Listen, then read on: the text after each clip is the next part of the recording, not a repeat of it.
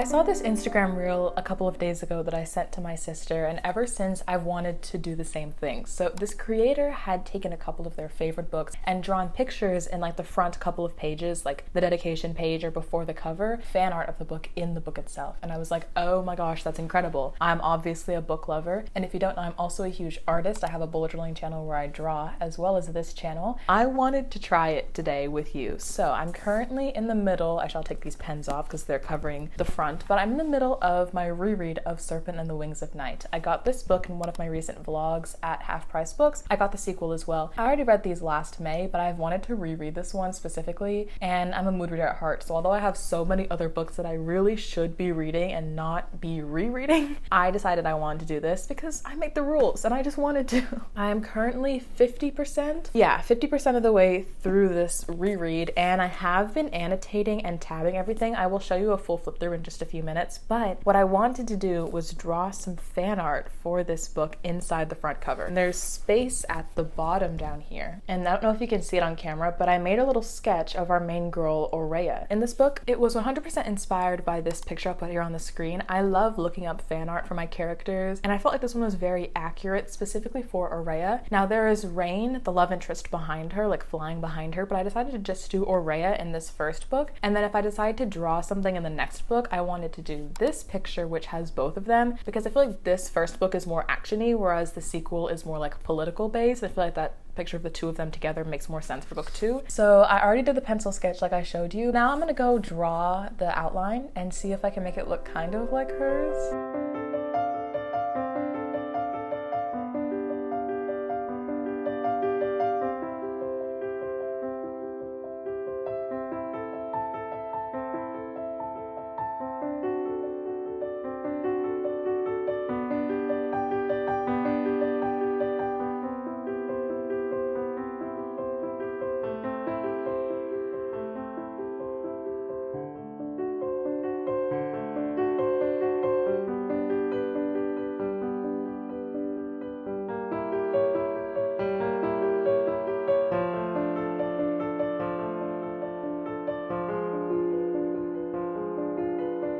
I went book shopping today with my best friend. Before I talk any updates on Serpent and the Wings of Night, I did obviously get a book when I went to Barnes. Hello, do you know who I am? I picked up Swordcatcher by Cassandra Clare. This was on my TBR for May. It is currently June 1st, so I did indeed not finish that TBR. I in fact didn't even get close. I'm gonna film my wrap-up video I think tomorrow. In fact, that video will be out before this one, I believe, my wrap-up video. But yeah, you will hear all about me and my TBR for May if you haven't already. But yeah, this I hear is so good. Cassandra Clare wrote the Infernal Devices series, among lots of other series, but that's my favorite work by her. I just did a reread of that series over the past couple of months, and I'm just reminded of how good she can write and specifically like develop characters. But this I think is her first delve into specifically adult fantasy.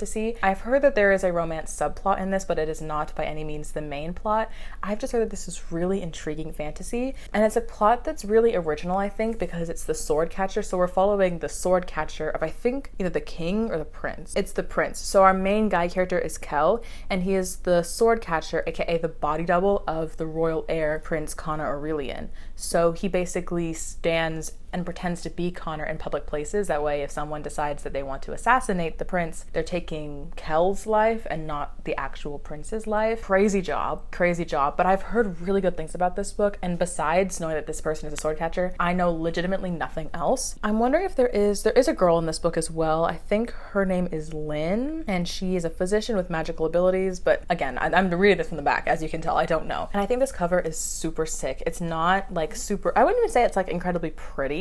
I mean, it is, you know, a nice design. I would just say that the boldness of like the red and yellow and black is like super sick, and I really like the design. But yeah, let's talk updates with Serpent and the Wings of Night. I'm currently on page 382 out of I think 450, so less than 70 pages I think to the end of this book. I'm telling you right now, this is a 5-star book. This is a 5-star book. It is just so much better on the reread. I mean, it was good the first time too, but I read it in a mix of audiobook and Kindle. And I don't think I really got the full effect of Carissa Broadbent's incredible writing until I picked it up physically and did a reread. And annotating it also helps me just take in every single moment of this book. We follow our main character, Aurea. Aurea is a human in this vampire world. I think her family was murdered or killed, or some way that she was left an orphan in the streets. But then Vincent, like this big, powerful vampire, comes in, takes the child away. Turns out Vincent is actually the king of this kingdom. Now Aurea becomes like the human princess of the vampire king. But obviously in a world with vampires everywhere and she's the human, she has to be constantly protected by Vincent, otherwise someone will steal her and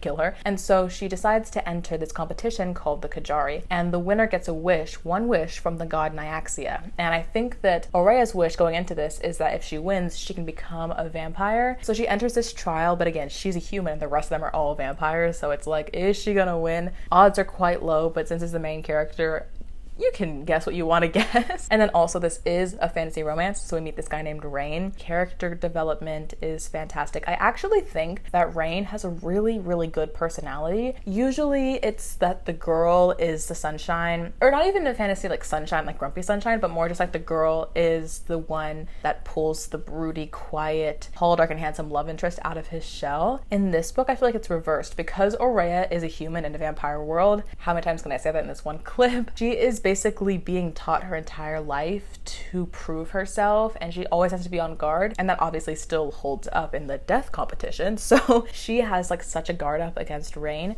and I didn't recognize this on the first read, but he has such a personality. He's funny. I mean, he can be quite serious, of course, and deadly and all the things that you want a hot love interest to be, but he, I think, pulls the personality out of her rather than her being the one to pull the emotion out of a dark, brooding man. I gave this book 5 stars when I first read it. Then I bumped it down to a 4.5.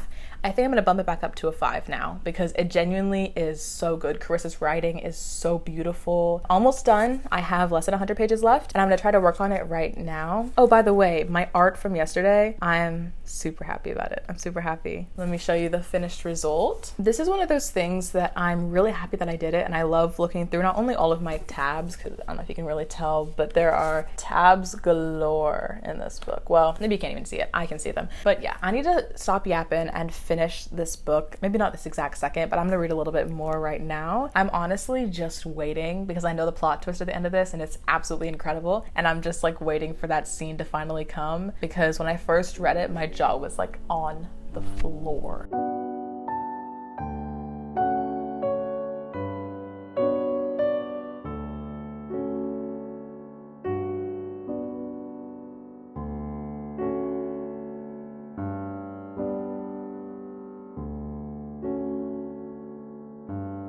I know the audio is not going to be great because I don't have my little microphone with me, but quick spoiler, 10-second skip. He had a wife and a child coming. It's like Rowan. Like, they're going to make me cry.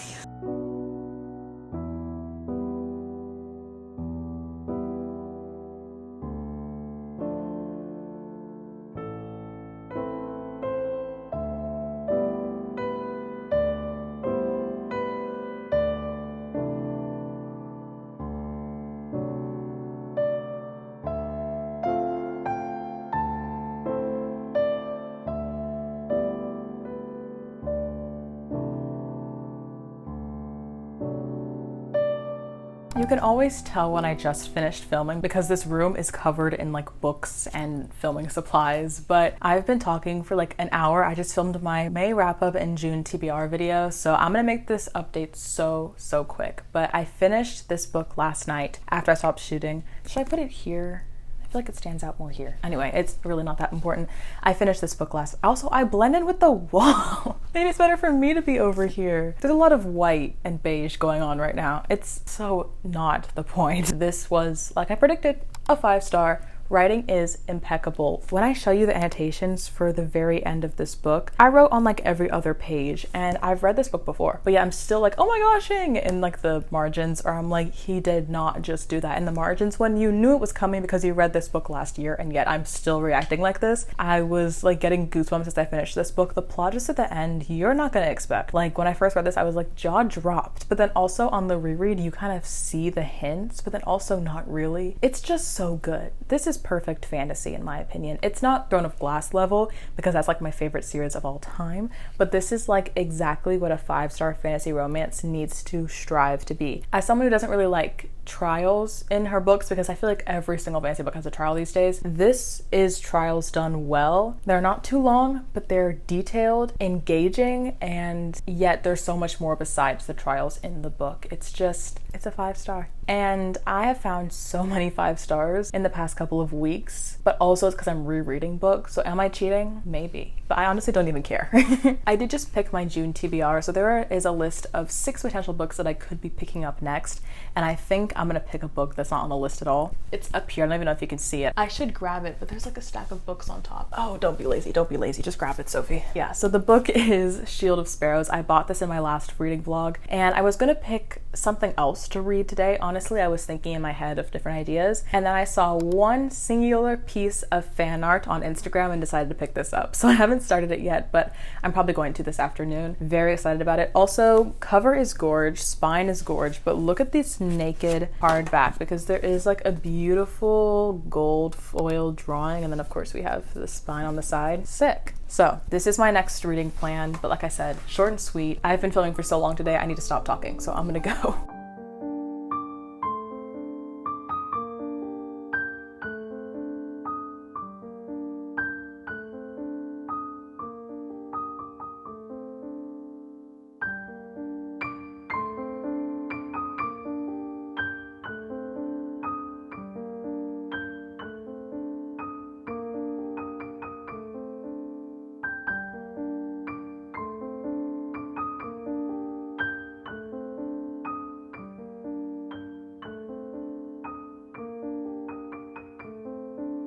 We're continuing the saga of Sophie tries every new angle to film in her house, and because this room is my living room, it's quite echoey, so I hope the audio isn't that bad. I need new angles, I really do.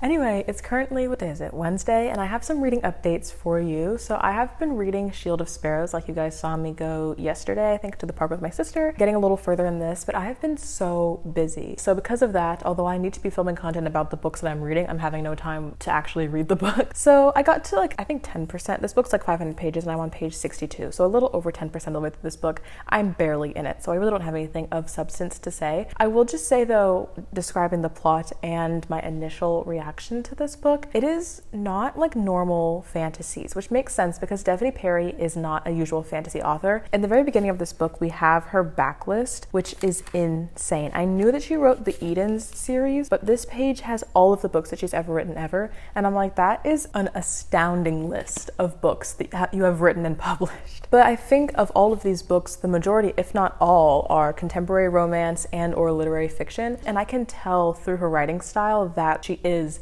not a fantasy author, that she usually is a contemporary author. And I say that because the writing style is very, I wouldn't even say humorous, it's just very personality driven. Like our main girl character in this book, her name is Odessa. She is basically being married off to the prince of another kingdom. It was supposed to be her older sister who got married, but the prince came and said, actually, I want her. Odessa is very modern in the way that she thinks, which is kind of a contrast from the very like old-fashioned traditions in this kingdom and fantasy world. She is very sarcastic in her head. She's always like saying snarky little remarks that makes me think that this is written in a literary contemporary format rather than sometimes the more serious and darker energy that we get from a lot of fantasies. The most recent fantasy I read was obviously Serpent in the Wings of Night, and if Oraya from that book was the main character in this book, I feel like her thoughts, her inner monologue, and her dialogue would be a lot different than what we're getting from Odessa, which is fine. I'm not mad about it, but it definitely is reading as something different. I do think that the character development is interesting because her sister specifically, I'm so confused by her. Like half the time she's throwing temper tantrums because she wasn't the one that was picked,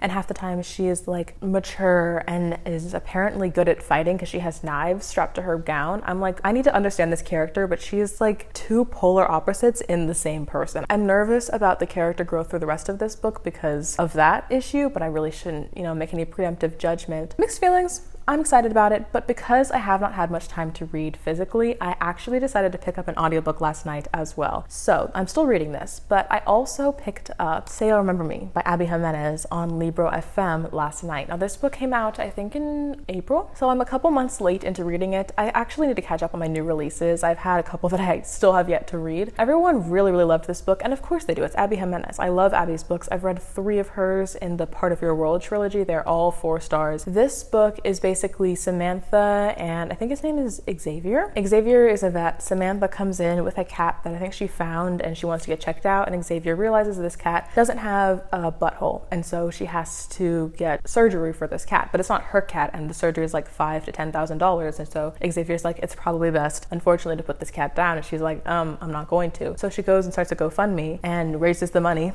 get the surgery for the cat, and then Xavier sees this and is like, oh, I was wrong. And it's like kind of a cute thing. So she comes back to the vet, I think a couple months later, with the cat, needing like travel documents or something so that she can take it on a plane. She's traveling back to her hometown because her mother actually has dementia, and so she's going to help her family take care of her mom, which is definitely like more of an emotional subject in this book. But anyway, whenever she is at the vet, she sees Xavier again, and they decide to go on a date that night, the night before she leaves to get on the plane and move basically across country. And I'm only 10% in this book as well. Ironically, I'm like 10 and 10 in both of these books. I would say that this book, I have heard a lot of praise, but also a couple complaints, and I do understand the complaints. The first of which being that this is incredibly insta-lovey. Like, I was actually shocked in the book when obviously they had an initial attraction. They're both thinking in their head that the other person was really cute. But then in like the second scene, Samantha like gives him a look and he's like, you want to go out with me? And I'm like, oh, we're here already? Like, I didn't know we were that attached, but go off, I guess. I do appreciate that her books are very fast paced, but I did think it was a little like shocking.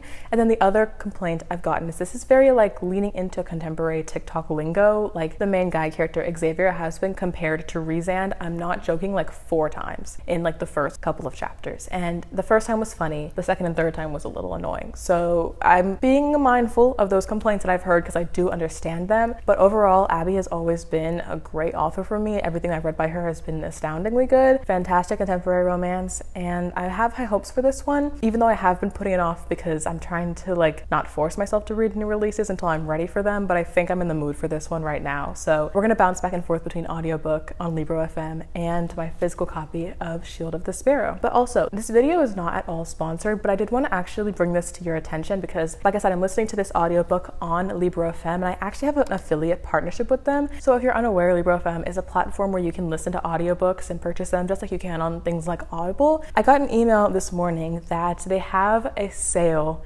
going on. I think they're currently having a buy one get one sale, but as of the time that you're going to watch this, it's going to end in a couple days. I'll put the details here on the screen for that. But also they're having a children's book sale throughout the end of June. So if you're looking to read some middle grade books or listen to them, or if you like have a child or you know some little kids who would like to listen to children's audiobooks, there are so many books on their website right now for 99 cents to like $5. Some of the books I saw on there were Winnie the Pooh, Aesop's Fables, How to Train Your Dragon, and also Little Women, which I actually just read Little Women like last December. Even if you're an adult, you can probably find a book on this list that you might enjoy. And I'm all here for reading YA or middle grade books even into your adulthood. So if you want to check out this sale, I'll have my personal affiliate link in the description box below. And yeah, I have some cooking to do, and I have some editing to do, and then I have some reading to do. So I really am hoping I can get a lot further into these books by the end of this vlog and maybe finish one, maybe, hopefully.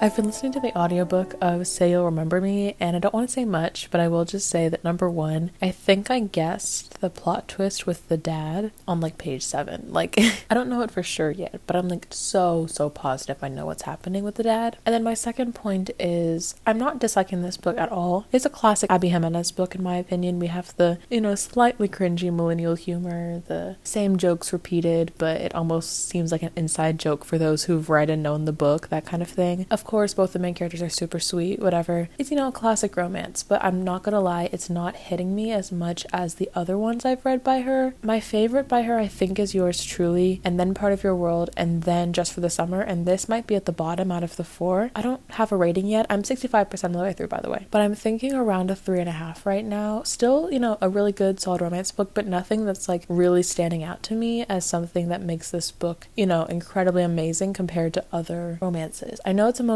I know it's sad, people cry, people give this book 5 stars all the time, and I knew it was going to be, you know, emotional, but I don't think it's really hit me yet. Yeah, it's not bad by any means, like I said, but it's just kind of, you know,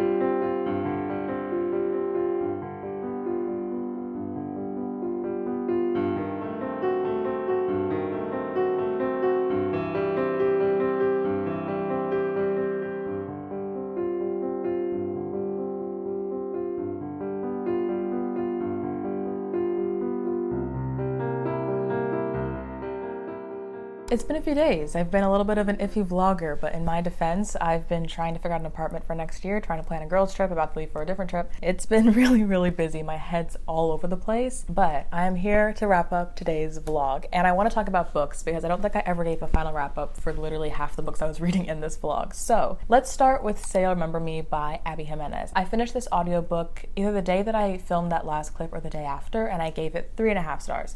Now, 3.5 is not a bad rating. It's still good. I think anything above a 3 or out of 3 is like, I recommend it. And I still think that Abby Jimenez is a great writer. I just think that out of the 4 books I've read by her, this is my least favorite. Something about the characters did not click for me. I mean, they were not bad characters. I didn't hate them, but I just didn't feel very connected to them. And maybe it was the audiobook, but I don't think so. And I get that also this book is more focusing on the emotional aspect of it. Like I talked about earlier in this vlog, I believe this talks a lot about dementia because our main girl, Samantha's mother, is dealing with some very serious dementia. And of course, it's affecting the entire family and everyone that Samantha is with and all that stuff. And I do think that the emotional side of this was, from what I can tell, you know, well researched. I think that Abby Jimenez really does her part in trying to make her books feel like they're not just throwing an emotional impact in there to, you know, throw something in there. She's really trying to make it meaningful and make it accurate and realistic. I can definitely see that a lot of this was real and true to life, and I did appreciate that. I really did. But as far as like the romance and the characters, maybe it was the insta-loviness of it, maybe it was the long distance of it. Again, it's a realistic story, but I just didn't fly through it, or I wasn't really obsessed with it like I was with her other work. And I really don't know why that is, and I'm really sorry to say that it isn't my favorite of hers because everyone really loves this book, and if you love it, I'm, you know, happy for you, but it just didn't work for me in like that 4 or 5 star territory. So I'm giving it 3.5. I still recommend it, 100% recommend it. If you want a romance with more of an emotional kick to it, more realism, it's not just happy-go-lucky, like there's problems and there's struggles in life, I definitely recommend it because Abby's a great writer and that will not change, and I'm still gonna read her next work, absolutely, but I just think that I preferred Yours Truly and Part of Your World, and even Just for the Summer more than this one. Now, as far as Shield of the Sparrow goes, I am currently 25% of the way through this book, so I'm a quarter in, and I've been a quarter in for a couple days now. I've had a really hard, I mean, I haven't been reading the past day and a half because I've been so busy, but also I've had a hard time with this book because for some reason I'm not clicking with it, and I really want to because everyone loves this book, and I think I will like it. I mean, the premise is there. I'm honestly hoping that a plot twist happens. I don't know if it's going to happen, but I'm really hoping it is, but I feel like